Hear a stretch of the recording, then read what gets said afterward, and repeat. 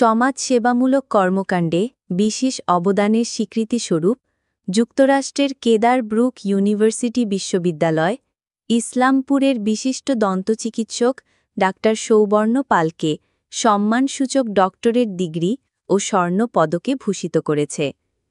ডা. পালের নেতৃত্বে ও উদ্যোগে বিভিন্ন সময়ে বিনামূল্যে ডেন্টাল ক্যাম্প আয়োজন করা হয়েছে।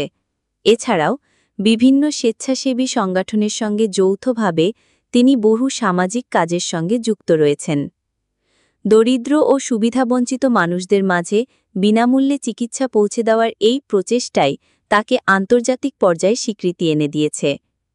সামাজিক কাজের প্রতি তার নিষ্ঠা ও মানবিক দৃষ্টিভঙ্গি তাকে এই বিশেষ সম্মান লাভে সহায়তা করেছে বলে জানিয়েছে বিশ্ববিদ্যালয় কর্তৃপক্ষ।